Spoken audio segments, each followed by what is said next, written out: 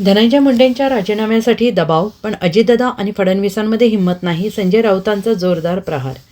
बीड येथील गावचे सरपंच संतोष देशमुख यांचे हत्या प्रकरण सध्या चांगलेच चर्चेत आलं आहे. मंत्री धनंजय मुंडे यांचा निकटवर्तीय वाल्मी कराड याच्यावर हत्या प्रकरणाशी संबंधित असलेला खंडणीचा गुन्हा दाखल झाला आहे.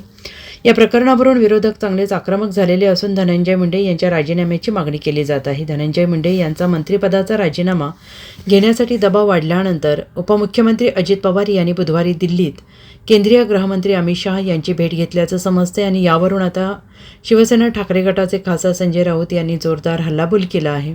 संजय राऊत म्हणाले की महाराष्ट्रात सध्या सगळ्याच माफियांना अभय आहे, सगळ्याच माफियांना राजकीय आशीर्वाद आहे. जे पक्ष सरकारी आहेत त्यातील अनेक मंत्री माफिया आणि खंडणीखोरांशी संबंधित आहेत.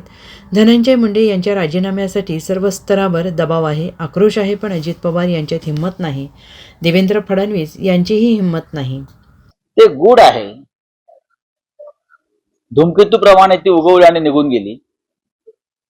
तुम्ही त्याचा शोध घेतला पाहिजे, नाहीतर आम्ही शोधण्याच्या प्रयत्नामध्ये आहोत. आमच्या हातामध्ये काही गोष्टी लागलेल्या आहेत, एवढंच सांगितलं. राऊसाहेब, आणखी एक विषय आहे.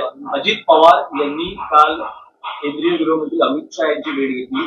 धनंजय मुंडेंच्या राजीनाम्यासंदर्भात राज्यात दबाव वाढतो आहे असं म्हटलं जाते की अमित शहानी या प्रकरणाची माहिती घेतली, पण अजूनही धनंजय मुंडे यांना अभय दिलं जातं.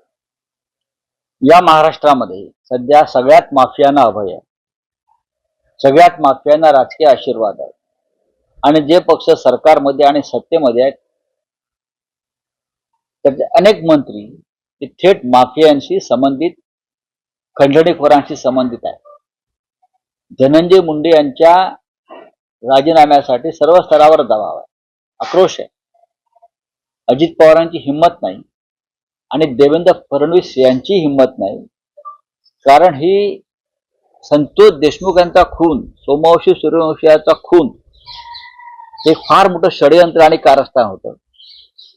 त्याच्यामध्ये नक्की काय आहे हे सांगण्यापेक्षा आपली मतबँक सांभाळण्यासाठी जातीची मतबँक, वोट बँक सांभाळण्यासाठी खऱ्या खुन्यांना वाचवण्याचा प्रयत्न सुरू आहे, तो निषेधार्ह आहे. धनंजय मुंडे यांच्या लोकांनी ज्यांचे खून केले ते त्यांच्या समाजाचे आहेत. समजलं का? 90% खून हे बीड भागातले, बीड किंवा केज या भागातले, परळीतले हे त्यांच्या समाजाचे आहेत. या जात आणू नका.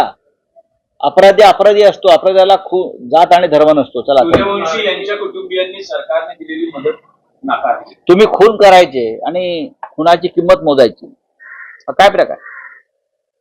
तुम्ही त्यांचा खून हा पोलीस कस्टडीत झाला, हा कोठडीतला खून आहे. आणि तुम्ही ज्यांनी खून केले त्यांचं समर्थन विधानसभेत करता आणि त्या पापाचं प्रायश्चित म्हणून 10 लाख रुपये देता, याचा धिक्कार व्हायला पाहिजे. Bureau report, SBN Marathi.